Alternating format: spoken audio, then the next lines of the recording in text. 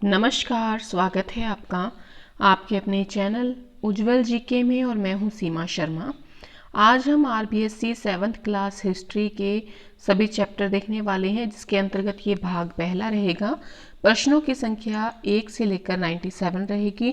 कुल 3 भाग बनने वाले हैं हमारी हिस्ट्री 7th क्लास की। ठीक है, तो पहला प्रश्न शुरू करते हैं। उससे पहले छोटी सी गुजारिश, हमेशा की तरह अगर आप चैनल पर नए हैं तो उज्जवल जी के चैनल को सब्सक्राइब कर लें, पास के बेल आइकन को प्रेस कर लें ताकि नई वीडियो की नोटिफिकेशन समय रहते मिलती रहे। और आपको वीडियो अगर ज़रा सी भी पसंद आती है तो प्लीज़ अपने मित्रों में शेयर ज़रूर करें। पहला प्रश्न हम देखते हैं। शैलेंद्र वंश के संरक्षण में बना बोरोबुदूर मंदिर किस देश में है? देखिए, शैलेंद्र वंश के संरक्षण में बना जो बोरोबुदूर मंदिर है वो जावा में स्थित है। और जावा जो है वो किसका द्वीप है? इंडोनेशिया का द्वीप है। ठीक है, जावा किसका द्वीप है? इंडोनेशिया का द्वीप है। और शैलेंद्र वंश के संरक्षण में बना बोरोबुदूर मंदिर जो है वो जावा में स्थित है।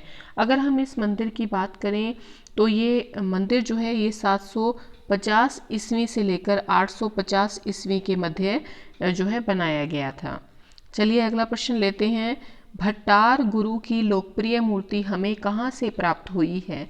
तो देखिए, भट्टार गुरु जो हैं वो किसको माना जाता है? सबसे पहली बात तो ये अगस्त्य ऋषि के प्रतीक माने जाते हैं। अगस्त्य ऋषि के प्रतीक माने जाते हैं भट्टार गुरु। और इनकी जो लोकप्रिय मूर्ति प्राप्त हुई है हमें, वो जावा से प्राप्त हुई है। ठीक है, ये जो 7th क्लास का ये पहला भाग है ये आपके लिए काफ़ी महत्वपूर्ण है। इसमें से प्रश्न पहले भी रीट में पूछा गया है। चलिए अगला प्रश्न देखते हैं। अंगकोर वाट का मंदिर किस देव को समर्पित है? किस देव को समर्पित है? तो विष्णु भगवान को समर्पित है। अगर हम इस अंगोर वाट के मंदिर की बात करें तो ये कहाँ पर स्थित है? ये कंबोडिया में स्थित है। चलिए अगला प्रश्न देखते हैं। किस शासक के 486 छंदों के अभिलेख प्राप्त हुए हैं? तो ये प्राप्त हुए हैं राजेंद्र वर्मन के। ठीक है, 486 छंदों के अभिलेख जो प्राप्त हुए हैं राजेंद्र वर्मन के प्राप्त हुए हैं। अगला प्रश्न है। किस मंदिर में एक के ऊपर एक 9 मंजिलें बनी हुई हैं और सबसे ऊपर एक घंटानुमा स्तूप भी बना हुआ है? तो ये मंदिर है बोरोबुदूर मंदिर। ठीक है, और ये कहाँ पर है? ये जावा में है। ठीक है, एक के ऊपर कितनी मंजिलें बनी हुई हैं? एक के ऊपर एक 9 मंजिलें बनी हुई हैं और सबसे ऊपर क्या है? एक घंटे नुमा स्तूप है। थाईलैंड का प्राचीन नाम क्या था? थाईलैंड का प्राचीन नाम था श्याम। श्याम नाम था थाईलैंड का प्राचीन। और ये जो अगला प्रश्न है ये आपके लिए काफ़ी महत्वपूर्ण है क्योंकि ये रीट 2018 में पूछा गया था। पेंगन का आनंद मंदिर किस देश में स्थित है? तो पेंगन का आनंद मंदिर जो है वो म्यांमार में स्थित है। अगर हम बात करें म्यांमार की तो म्यांमार का जो प्राचीन नाम था वो था बर्मा। चंपा किस देश का नाम था? तो चंपा अन्नाम का नाम था।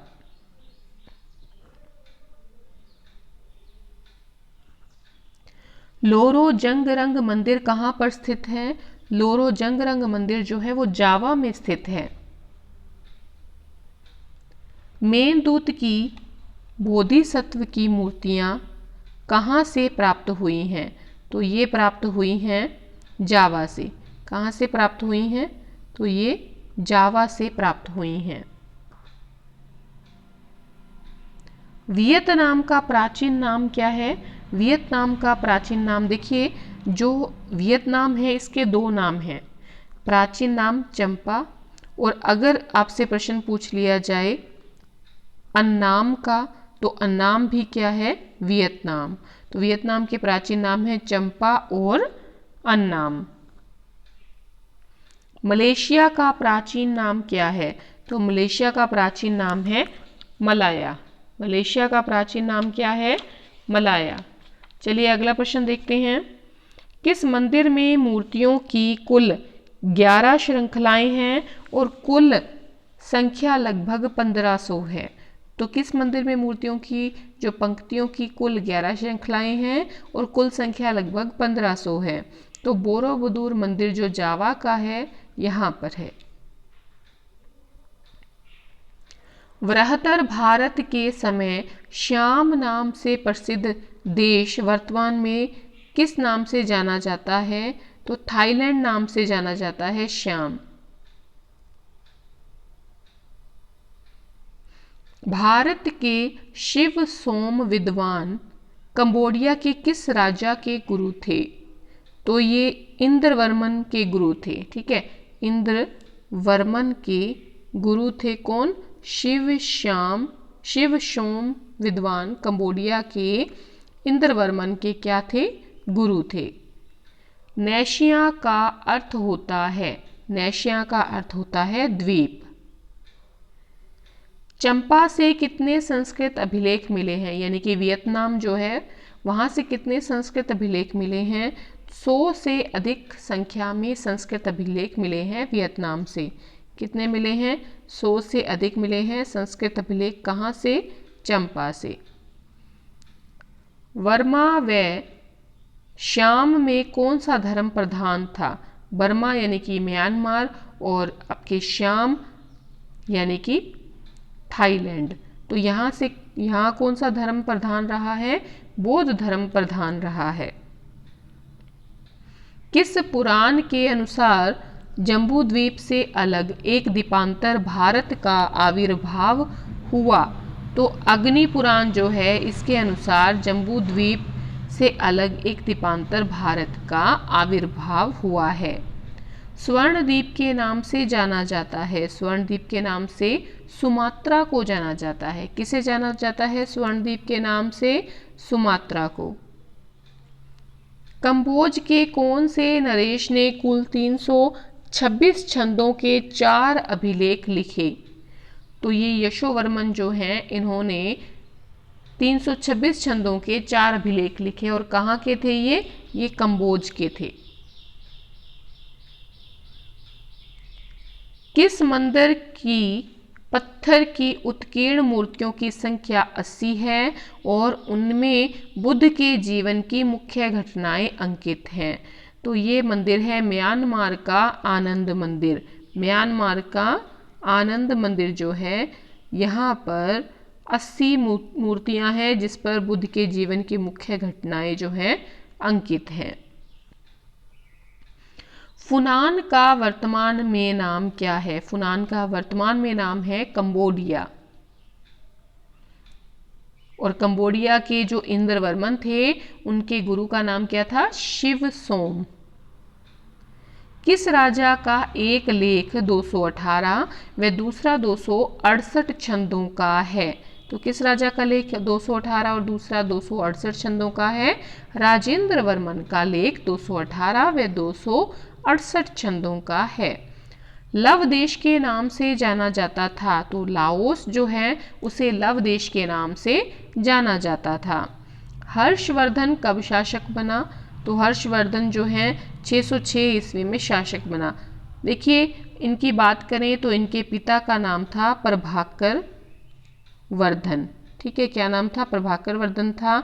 और इनका एक भाई था बड़ा जिसका नाम था राज्यवर्धन। ठीक है, और एक बहन थी जिसका नाम था, क्या नाम था? राज्यश्री। ठीक है, तो क्या होता है कि जो राज्यवर्धन होता है इससे एक शासक जो गौड़ का शासक होता है शशांक, तो शशांक क्या करता है? राज्यवर्धन की हत्या कर देता है और राज्यश्री के पति की भी हत्या कर देता है। तो एक और शासक होते हैं, ये दोनों मिलकर ऐसा करते हैं। तो इस शशांक को मारने के बाद हर्षवर्धन क्या करता है, क्योंकि बड़ा भाई मर चुका है और जीजा भी मर चुका है, तो हर्षवर्धन क्या करता है? गद्दी जो है हर्षवर्धन के हाथों में आ जाती है। ठीक है, तो 606 ईस्वी में ये शासक बनता है। और ये शासक जो है कब तक रहा था? 647 ईस्वी तक ये शासक रहता है। और किसको राजधानी बनाता है अपनी? कन्नौज को अपनी राजधानी बनाता है। ठीक है, चलिए अगला प्रश्न देखते हैं। वे विद्वान जो 693 ईस्वी में चालुक्य राज्यसभा में नियुक्त चीनी राजदूत थे जो नालंदा से चीन गए थे, जिन्होंने 53 ग्रंथों का अनुवाद भी किया था, तो वो थे बोधिरुचि। वे विद्वान जो 693 ईस्वी में चालुक्य राजसभा में नियुक्त चीनी राजदूत भी थे, कौन थे? बोधिरुचि। और इन्होंने 53 ग्रंथों का अनुवाद भी किया था। और ये कहाँ से कहाँ गए? नालंदा से चीन गए। और कब? 693 ईस्वी में। किस राज्यसभा में थे? चालुक्यों की राज्यसभा में थे। क्या नाम था इनका? बोधिरुचि। चलिए अगला प्रश्न देखते हैं। बोर्निया का प्राचीन नाम क्या है? बोर्निया का प्राचीन नाम है बकलपुर। जावा में नाटक का लोकप्रिय रूप छाया नाटक कौन सा है जिसके प्रमुख कथानक रामायण और महाभारत है? तो व्यंग जो है ये क्या है? जावा में नाटक का लोकप्रिय रूप है और इसके मुख्य कथानक रामायण और महाभारत है। पुष्यभूति वंश अथवा वर्धन वंश की स्थापना किसके द्वारा की गई?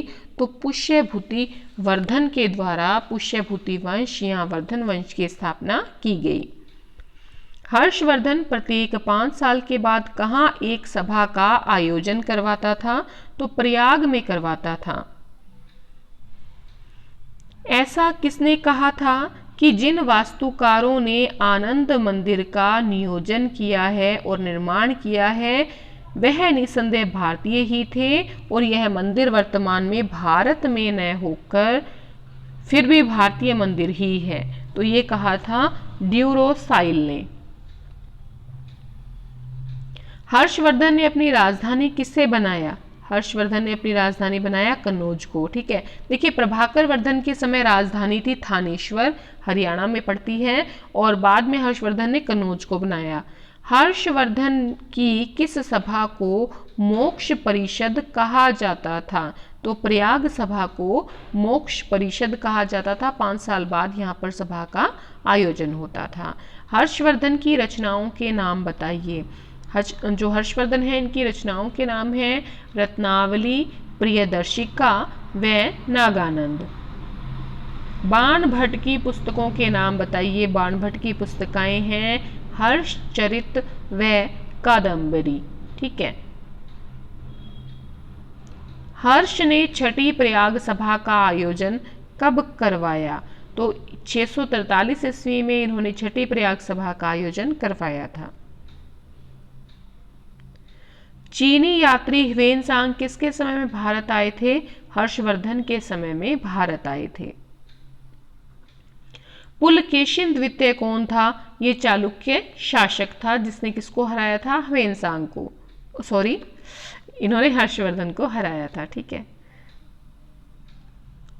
कृष्णा तृतीय, ध्रुव, गोविंद व अमोघ वर्ष किस राजवंश के शासक थे? तो किस राजवंश के शासक थे? तो ये थे राष्ट्रकूट वंश के। ठीक है। कौन कौन? कृष्णा तृतीय, ध्रुव, गोविंद व अमोघ वर्ष।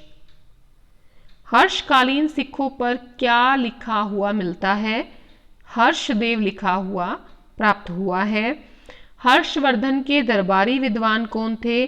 बाण भट्ट, हरिदत्त, ये दरबारी विद्वान थे हर्षवर्धन के। नालंदा विश्वविद्यालय का पुस्तकालय है रतन सागर, रतन दाही व रतन रंजक। ठीक है, पुस्तकालय के नाम है, पाठ हैं रतन सागर, रतन दाही, रतन रंजक।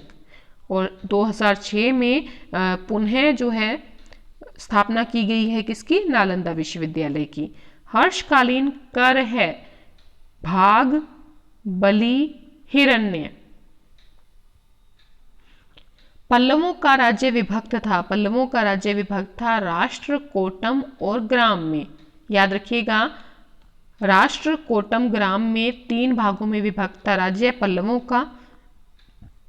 नालंदा मोहर के एक अभिलेख में हर्ष को क्या कहा गया है? तो हर्ष को महाराजा धीराज कहा गया है नालंदा की एक मोहर के अभिलेख में। राष्ट्रकूट वंश का संस्थापक कौन था? दंतीदुर्ग था राष्ट्रकूट वंश का संस्थापक। हर्ष का राज्य किसमें विभक्त था? प्रांत, भुक्तियां, विषय व ग्राम।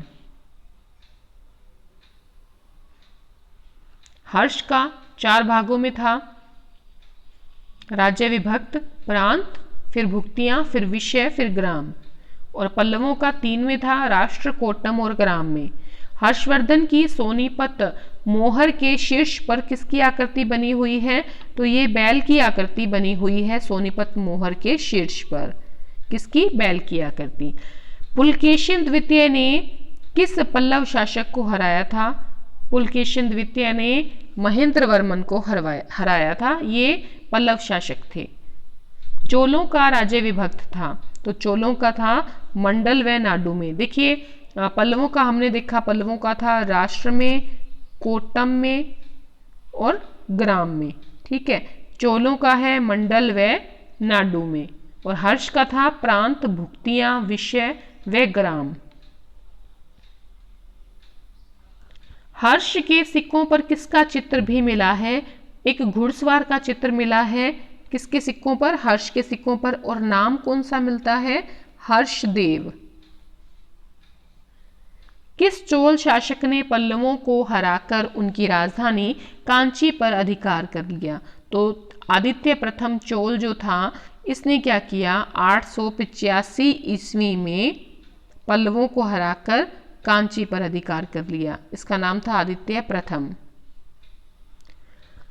हर्षवर्धन ने कौन सा धर्म अपना लिया? इसने अपनाया था बौद्ध धर्म। देखिए पहले ये किसका उपासक था? एक तो सूर्य की उपासना करता था और एक शिव की उपासना करता था। बाद में बौद्ध धर्म का उपासक बन गया था। 753 ईस्वी में राष्ट्रकूटों से पराजित होकर चालुक्यों ने पुनः कब राज्य स्थापित किया?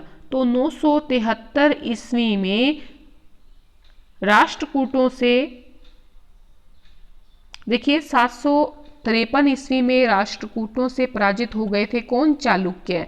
और बाद में पुनः अपना राज्य कब स्थापित किया? 973 ईस्वी में। किसने? चालुक्यों ने।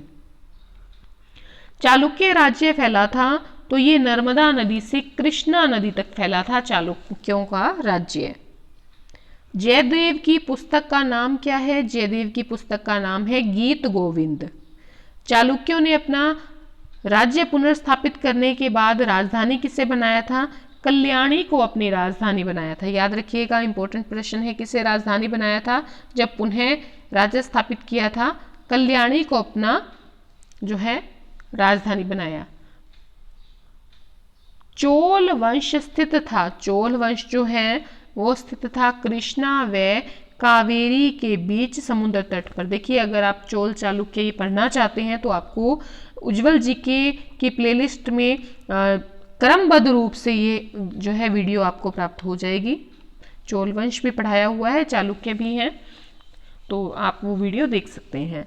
तो चोल वंश जो है वो कृष्णा व कावेरी के बीच समुद्र तट पर स्थित था। हर्षवर्धन ने कन्नौज में विशाल धर्म सम्मेलन का आयोजन किया। उसका अध्यक्ष किसे बनाया? ह्वेनसांग को बनाया था। और ये देखिए ये जो चला था सम्मेलन, ये 23 दिनों तक चला था। ठीक है, हर्षवर्धन ने कन्नौज में विशाल धर्म सम्मेलन जो आयोजित किया था उसका अध्यक्ष किसे बनाया? ह्वेनसांग को। और ये 23 दिनों तक चला था। नालंदा विश्वविद्यालय की स्थापना कब हुई? गुप्त काल में हुई थी। और किसके समय में हुई थी? कुमार गुप्त के समय में। महमूद गजनवी का सोमनाथ पर आक्रमण गुजरात के किस वंश के समय में हुआ था? उस समय किस वंश का शासन चल रहा था? तो सोलंकी वंश का शासन था गुजरात में। वातापी का विरूपाक्ष मंदिर किस राजवंश ने बनाया? वातापी का विरूपाक्ष मंदिर जो है वो चालुक्य शासक ने बनाया था। विक्रमशिला विश्वविद्यालय की स्थापना किसके समय में हुई थी? तो पाल वंश के समय में हुई थी।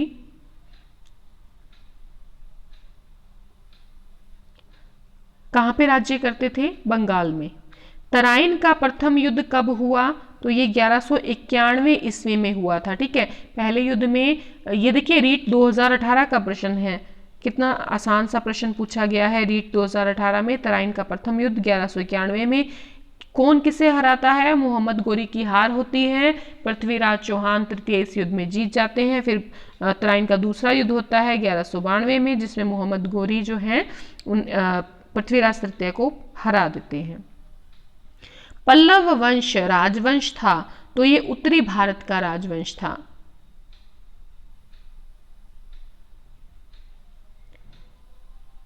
पृथ्वीराज चौहान तृतीय ने, एक बार इसको कंफर्म कीजिएगा, ठीक है, नहीं तो मैं नेक्स्ट जो भाग पढ़ाऊंगी उसमें मैं आपको कंफर्म कर दूंगी। मुझे ऐसे लग रहा है दक्षिण भारत का होना चाहिए। पृथ्वीराज, आप कमेंट करके बताइएगा, ठीक है। पृथ्वीराज चौहान तृतीय ने चंदेल शासक परमार्दी देव को कब पराजित किया? तो कब किया था पराजित? 1182 में पृथ्वीराज चौहान तृतीय ने चंदेल शासक परमार्दी देव को पराजित किया था। पल्लवों की अधीनता से चोलों को किसने मुक्त करवाया? पल्लवों की अधीनता से चोलों को मुक्त कराया था विजयालय ने। अगला प्रश्न है, चोल वंश का प्रतापी शासक कौन था? राजेंद्र प्रथम जो था वो कौन था? चोल वंश का प्रतापी शासक था राजेंद्र प्रथम। अगला प्रश्न देखिए, हर्षवर्धन को किस शासक ने हराया? पुलकेशिन द्वितीय ने हराया था। ठीक है, किसने हराया था? पुलकेशिन द्वितीय ने हराया था, चालुक्य शासक था। उसके बाद हर्षवर्धन ने दक्षिण में कभी भी अभियान जो है अपना नहीं किया। पल्लव राजवंश ने राज्य को किस इकाई में नहीं बांटा? नाडु में नहीं बांटा था। ठीक है, आल्हा व उदल, अच्छा किस में बांटा था? राष्ट्रकूटम व ग्राम में, ये भी याद रखिएगा। आल्हा व उदल किस वंश के शासकों के वीर शासक थे? तो ये चंदेल वंश के शासक थे आल्हा व उदल। मिहिर भोज किस राजवंश का प्रतापी शासक था? मिहिर भोज जो था वो गुर्जर प्रतिहारों का प्रतापी शासक था। भारवी की पुस्तक किरातुर्जुनियम, शिशुपाल वध पुस्तक है माघ की। राष्ट्रकूट वंश नर्मदा नदी के दक्षिण में फैला हुआ था। कहां तक फैला हुआ था? कहां पर? तो देखिए नर्मदा नदी के दक्षिण में महाराष्ट्र में था राष्ट्रकूट वंश। राज तिरंगिनी के लेखक कौन हैं? कल्हण। किस पल्लव शासक ने 642 ईस्वी में चालुक्यों की राजधानी पर अधिकार किया? तो नरसिंह वर्मन जो था इसने, ये पल्लव शासक था और 642 में चालुक्यों की राजधानी पर अधिकार कर लेता है। चोलों का राज्य किसमें विभक्त था? चोलों का राज्य था मंडल व नाडु में विभक्त। तो ये जो है रिपीट हो गया प्रश्न, पहले भी ये प्रश्न पूछा गया है कि जो चोल थे उनका राज्य किसमें विभक्त था? मंडल और नाडु में। अगर पल्लव की बात करें राष्ट्रकूटम ग्राम में। ठीक है, गंगईकोंड की उपाधि किसने धारण की? बहुत इंपॉर्टेंट है, राजेंद्र प्रथम चोल ने गंगईकोंड की उपाधि धारण की थी। गहड़वाल वंश, यहां पर आएगा गहड़वाल वंश का अंतिम शासक कौन था? जयचंद था। ठीक है, और स्थापना किसने की थी गहड़वाल वंश की? चंद्रदेव ने। और जयचंद जो था इसकी पुत्री जो है उसके साथ किसने विवाह किया था?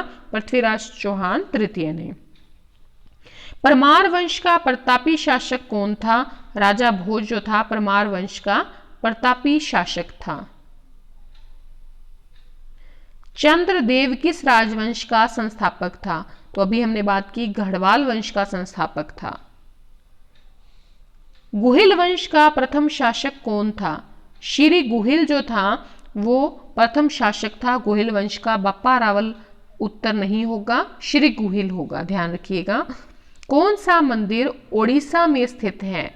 तो देखिए ओडिशा में ये तीनों मंदिर स्थित हैं, लिंगराज मंदिर जो कि भुवनेश्वर में है, सूर्य मंदिर जो कि कोणार्क में है, और जगन्नाथ मंदिर जो कि पुरी में है। तो ये तीनों मंदिर कहाँ पर हैं? ओडिशा में स्थित हैं।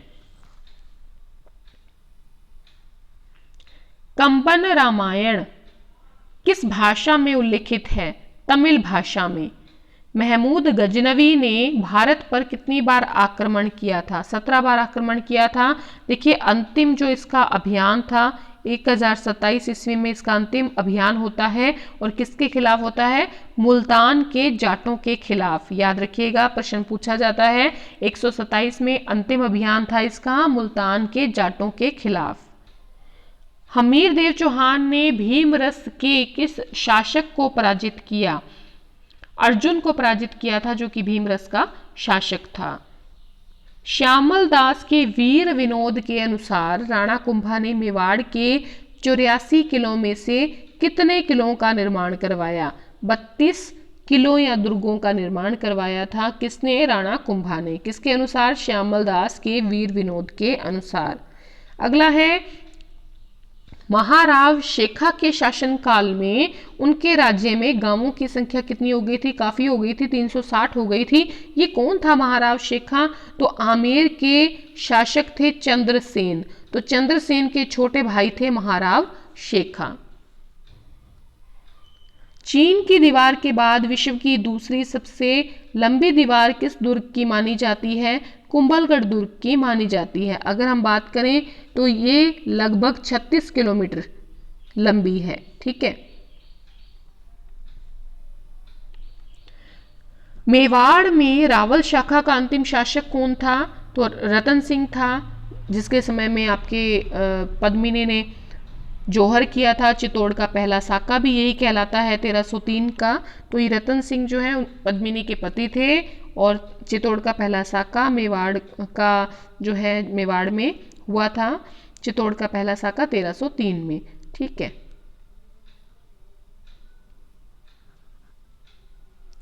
चलिए अगला प्रश्न देखते हैं। भारत में मोहम्मद गोरी का 1206 ईस्वी में अंतिम अभियान किसके विरुद्ध था? तो ये अभियान था खोखरों के विरुद्ध। ये भी प्रश्न पूछा जाता है। देखिए जो महमूद गजनवी था उसका तो अंतिम अभियान था 1027 में, किसके खिलाफ? मुल्तान के जाटों के खिलाफ। और जो मोहम्मद गोरी था इसका 1206 ईस्वी में अंतिम अभियान था खोखरों के विरुद्ध। राजस्थान का पहला साका कहलाता है, तो पहला साका कहलाता है रणथंभौर का साका। ठीक है। कब हुआ था? 1301 ईस्वी में। और किसके समय में हुआ था? हमीरदेव चौहान के समय में। और यहाँ पे भी अलाउद्दीन खिलजी ही थे। ठीक है।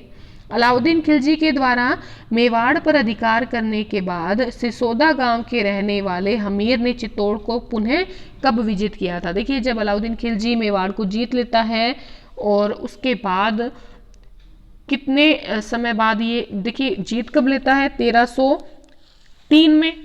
और बाद में 1326 में पुनः इसको कौन विजित करता है? हमीर करता है, जो कि सिसोदा गांव का रहने वाला था। ठीक है। हमीरदेव चौहान रणथंभौर की गद्दी पर कब बैठा? तो 1282 ईस्वी में हमीरदेव चौहान रणथंभौर की गद्दी पर बैठते हैं। अगर इनके पिता की बात की जाए, इनके पिता का नाम होता है जैत्र सिंह, और जैत्र सिंह के जीवित रहते ही ये गद्दी पर बैठते हैं। हमीरदेव चौहान ने मेवाड़ के किस शासक को पराजित किया? मेवाड़ के समर सिंह को पराजित किया था हमीरदेव चौहान ने। तो ये हमारे 97 प्रश्न हो गए हैं। अगले जो 97 क्वेश्चन है वो भाग सेकंड में देखेंगे, और इस प्रकार से 3 भाग बनेंगे। अगर आपको वीडियो ज़रा से भी पसंद आई है, मेहनत अच्छी लगी है आपको, तो प्लीज़ अपने मित्रों में शेयर कर दीजिए। कमेंट करके बताएं वीडियो कैसी लगी। लाइक करें, आपके एक लाइक से हमें बहुत ज़्यादा मोटिवेशन मिलता है। और अंत तक बने रहा कीजिए, और जो अंत तक वीडियो देख रहे हैं उनको बहुत बहुत धन्यवाद।